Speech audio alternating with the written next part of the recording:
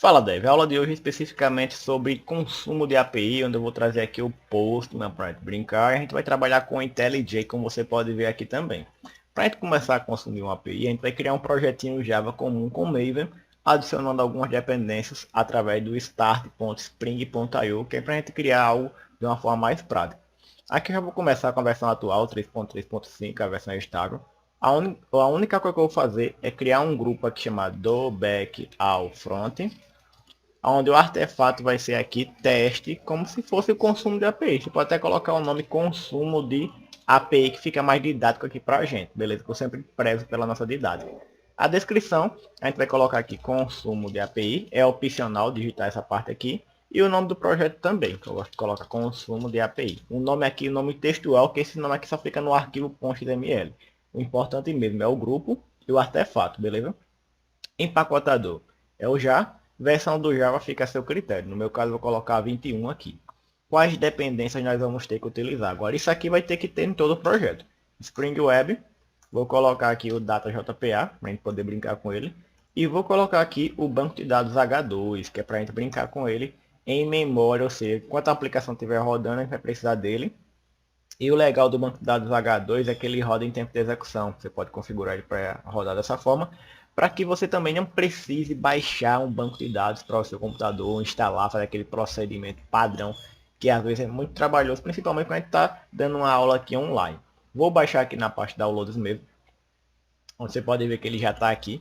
Como a gente já está no arquivozinho do livrinho, que é do WinRAR, eu vou dar um clique aqui nele para ele extrair dentro da pasta IdeaPort. Geralmente ele abre essa janelinha de propaganda aqui, você pode fechar. Se você esperar e tiver conexão com a internet, ele vai carregar uma mensagenzinha aqui. Mas no meu caso eu gosto de fechar logo e já vim para a parte que interessa, que é essa daqui. Onde eu vou clicar aqui, ó, extrair para. Vou procurar a pasta que tem o nome do usuário do meu computador, abrir aqui para expandir, procurar a pasta Idea Project, que é a pasta do IntelliJ, onde eu vou extrair esse projeto aqui dentro. Pronto. O nome do projeto é consumo de API. Posso fechar essa parte. Já posso deixar o meu navegador aberto ou não, caso eu precise utilizar ele depois. Aqui no meu IntelliJ eu vou abrir aqui um projeto, onde eu vou procurar aqui. Geralmente ele abre assim para você, ó, descolocar o C, você procura a pasta usuário de seu computador. Olha qual é o nome do usuário do seu computador que você está logado agora. Procura a pasta chamada Idea Projects, onde vai ter aqui, ó, consumo de API. Cliquei aqui em OK. É só esperar ele carregar o projeto. Geralmente ele demora um pouquinho, porque ele fica carregando as dependências da internet com o Maven. Então essa parte aqui de baixo, pode ver aqui, ó, Maven, consumo de API, construindo scripts encontrados. Aí aqui ele está carregando as coisas. Só deixar, não precisa mexer em nada que ele vai fazer o escaneamento do projeto, baixar tudo bonitinho, configurar aqui no canto esquerdo para você, para que você possa utilizar o projeto de uma maneira bem prática e intuitiva. A outra ferramenta que eu vou utilizar é o Postman, que é o astronauta, que eu gosto de chamar ele assim, que é esse carinha aqui, ó. A gente tem aqui o Postman e o IntelliJ, beleza? A gente já aprendeu como instalar os dois aqui no nosso treinamento. E agora a gente vai ver como é na prática a gente criar uma API e a gente consumir ela. A gente vai criar uma APIzinha aqui de exemplo, onde vai ter aqui um controlador, um serviço para a gente poder brincar. E um repository e também a parte da entidade para a gente poder transformar isso em tabela de banco de dados e apresentar. Vamos mexer aqui no arquivo application.props para colocar uma configuraçãozinha básica que nós temos no projeto src, main, java, onde nós temos aqui a nossa classe principal, que é executável. No pacote resource a gente não vai mexer nem static nem template, mas vai mexer no application props. Para quem vai mexer aqui, para colocar uma seguinte comando, spring.jpa .show underline SQL igual a true, que é para ele simplesmente quando ele for executar os comandos MySQL através de Spring.jpa, Hibernate, ele mostrar no nosso console, beleza? Só isso aqui já vai ser o suficiente, a gente não vai precisar acessar o banco de dados H2, nem no navegador, nem em canto nenhum para consumir a API, é só para a gente testar, beleza? Aqui que nós estamos no pacote principal, consumo de API, nós podemos criar aqui alguns pacotinhos para estruturar a nossa API, a nossa arquitetura, por assim dizer. Criar um pacotezinho aqui chamado repository.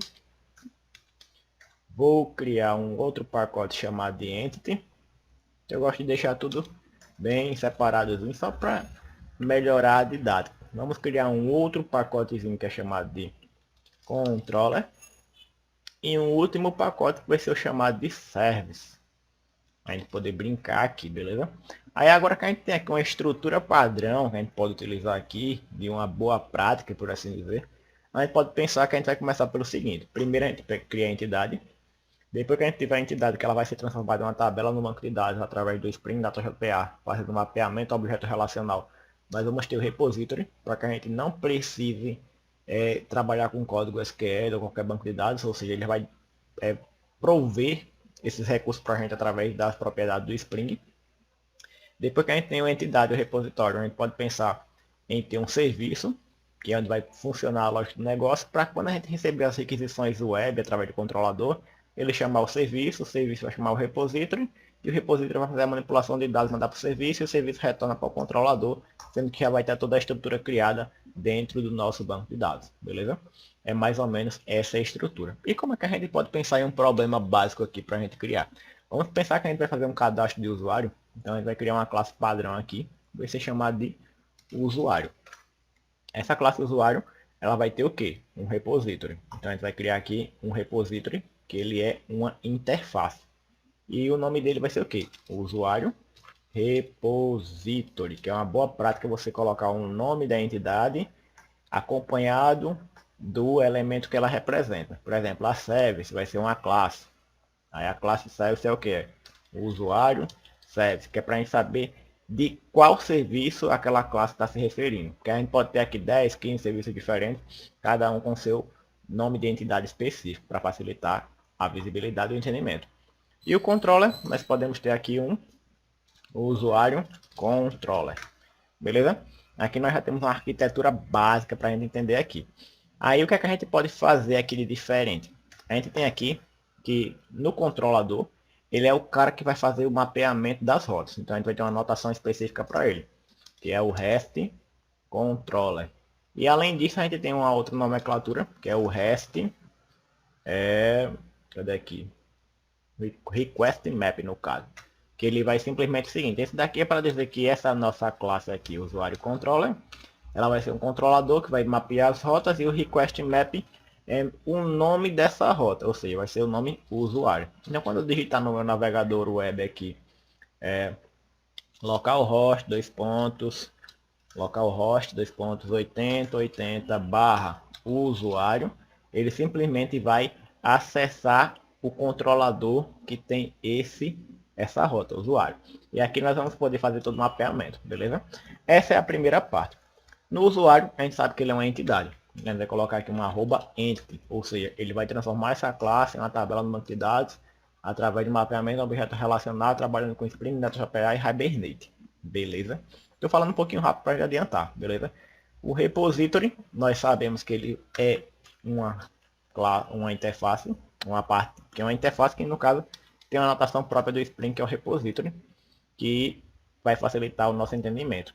E o serviço também tem uma anotação específica para ele, que é o @service, beleza?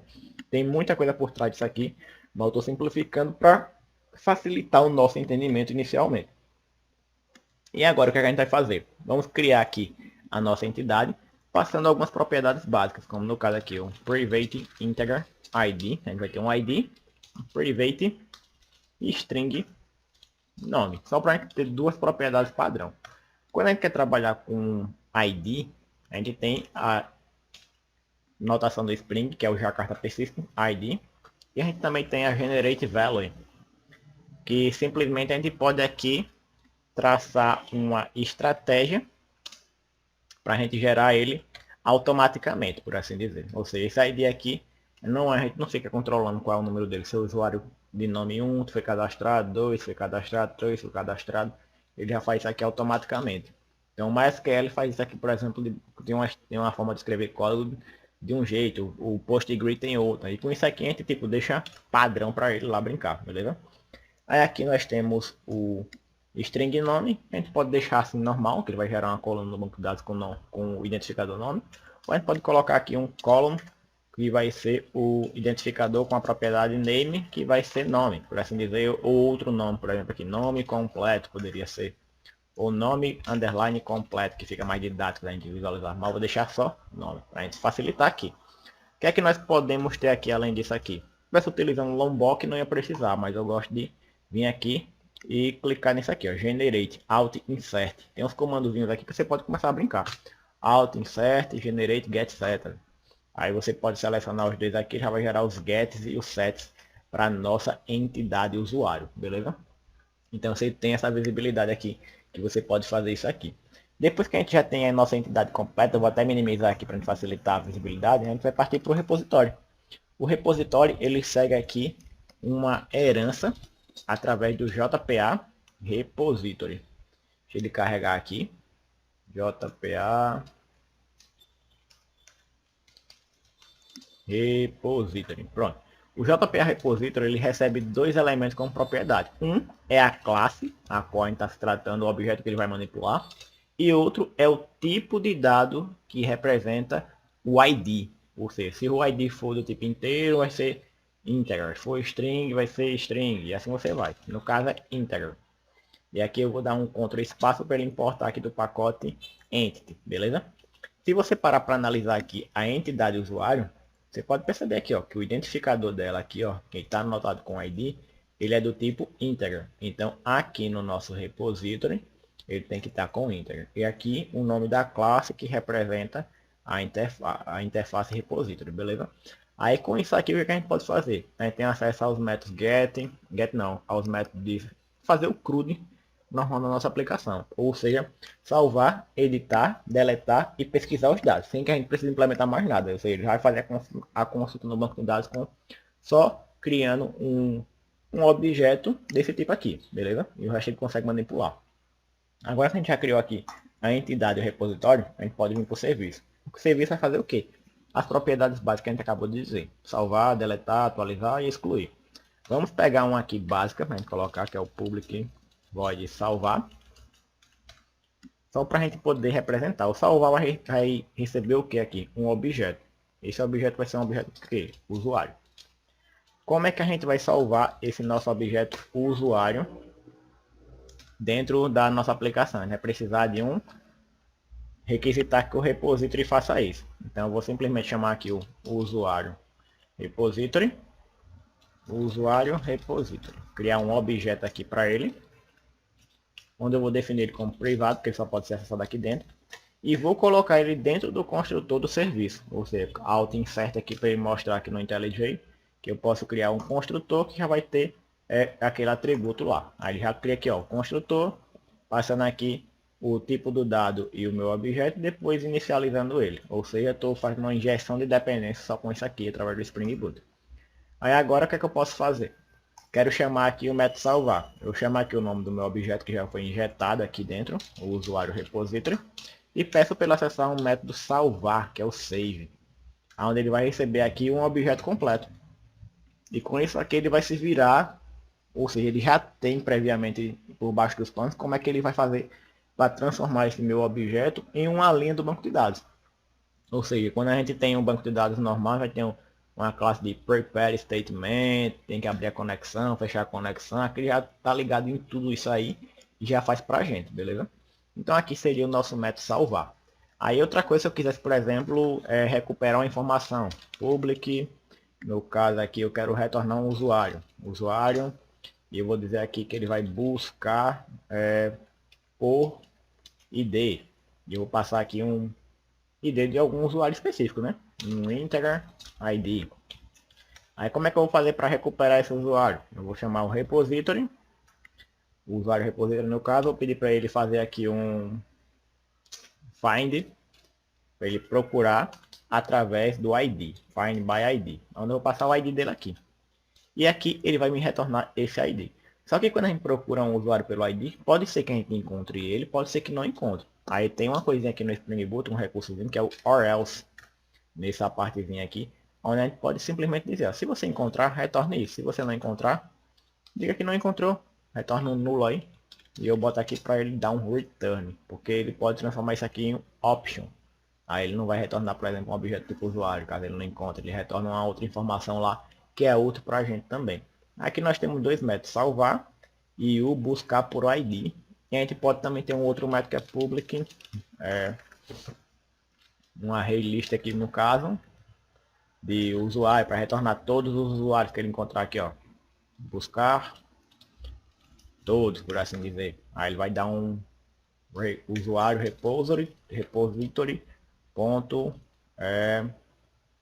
find all, ou seja, retorne todos os usuários que você encontrar. Vou dar aqui um return e assim ele já faz. Aí aqui ele vai mostrar, ó, que ele tem aqui a nomenclatura, ó.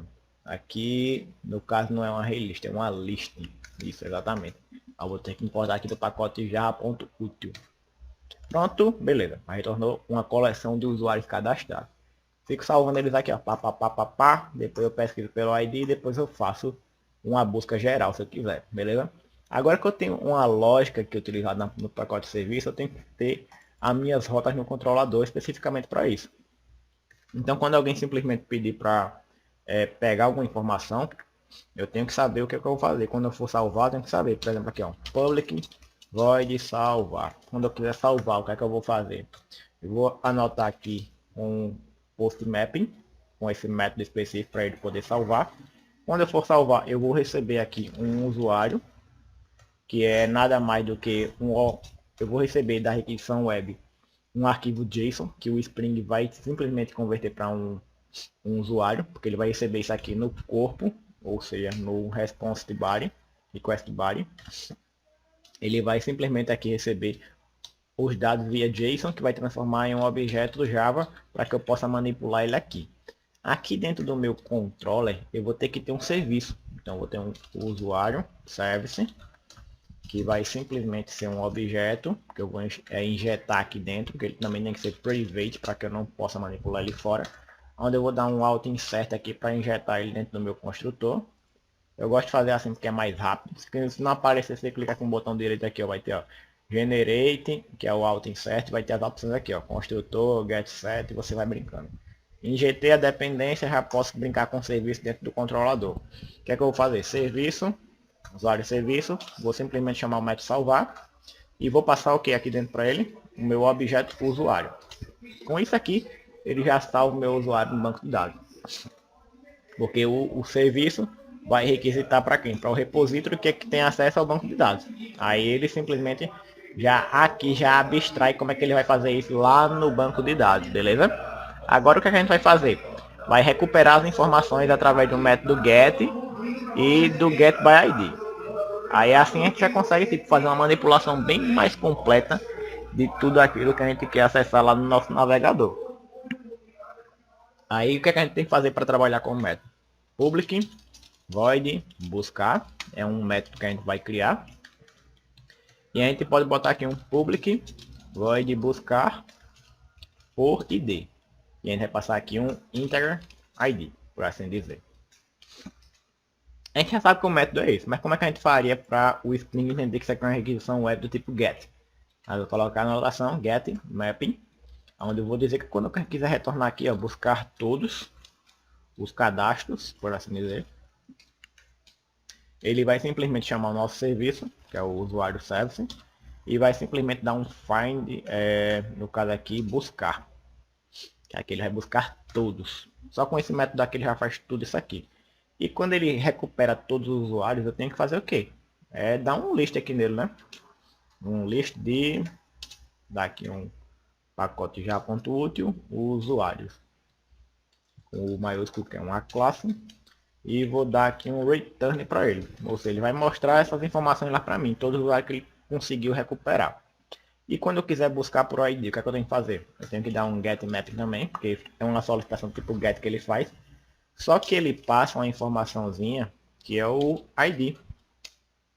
E esse ID, ele passa ele através de quê? De uma requisição que vai lá na URL, por assim dizer. Ou seja, é um request, não é request, é outro nome aqui que a gente pegou aqui. Request body, request mapping. É um mapping. Esqueci aqui agora, só um minuto, deixa eu ver aqui como é que era, que eu esqueci essa visibilidade aqui agora. Sumiu. Pronto, lembrei, não é o request, é o path variable. Na verdade eu fui procurar aqui que eu tinha esquecido como é que era. Ou seja, quando eu passar o ID na minha URL, por exemplo aqui ó, no meu navegador, localhost 2.30/usuário, /1. Aí eu quero saber o cadastro 1, /2, o cadastro com ID 2, o cadastro com ID 3. E assim vai. Então aqui no meu método, eu digo que eu vou receber um ID e eu vou receber ele através da URL. Então eu digo aqui, ó, no path variable, você vai pegar esse valor que está aqui na URL, está sendo passado lá como uma string, que isso aqui vai virar um texto completo, assim, /1, /1. Isso aqui vai virar uma linha completa, ele vai fazer a leitura de tudo isso aqui, vai procurar o que tem depois do usuário, vai ver que é um barra e um código aqui, vai converter esse cara para inteiro e depois ele vai simplesmente colocar ele aqui dentro da variável ID para que eu possa brincar como eu quiser, beleza? E agora o que eu tenho que fazer? Chamar o usuário serviço, usuário service, dizer para ele que eu quero buscar o cara pelo ID, vou passar o ID aqui e se ele conseguir encontrar, ele vai me mostrar essa informação aqui no navegador. Ou seja, o meu usuário ele é um objeto. Eu posso dar um return aqui nele e botar aqui o usuário, por assim dizer. Beleza? E aqui nós temos um método padrão aqui. E agora o que a gente vai fazer? A gente tem que rodar a nossa aplicação. Vou vir aqui no meu método principal, que a gente já trabalhou com todos os nossos pacotinhos aqui. Ó. Criou a entidade, depois o repositório, depois o serviço, depois o controller. Vamos vir aqui nessa parte, clicar aqui na minha classe principal, executar ela, esperar ele subir a minha aplicação, analisar se tudo funcionou direitinho aqui, para que a gente possa começar a brincar com o Postman, beleza? Para a gente consumir a nossa API. Só lembrando aqui que essa aula é uma aula que está aqui no curso de construção de API com Spring Boot e Java. Vai estar no comentário fixado também para a galera, que esse aqui já é uma aula que é privada, beleza? Vou deixar aqui dentro do curso, que é uma aula de demonstração para quem está começando, não sabe como consumir o API, não sabe como criar uma API rapidinho e está precisando aqui aprofundar, só que eu trabalho cada tópico desse daqui dentro lá do curso, beleza? Onde a gente pode simplesmente brincar. Aqui ele mostrou ó, o código do Hibernate, Drop Table, se existir a tabela usuário ele vai criar, se não existir ele faz outra coisa, aí daqui ele criou a tabela usuário, contém todas as propriedades bonitinhas, a aplicação está rodando perfeitamente. O que é que eu posso fazer para testar? Abro a ferramenta do Postman e vou começar a brincar aqui. Vou clicar no New, vou fazer uma requisição HTTP normal aqui, onde eu não vou logar aqui, que vai ter algumas coisas que eu vou precisar utilizar que eu poderia estar logado, eu não preciso logar no meu e-mail. Vou dizer aqui qual é o método que eu quero utilizar, se é get, post, a gente só criou dois, o post e só criou o get. Lá no curso eu explico como a gente criou o restante. Aqui eu vou acessar o endereço http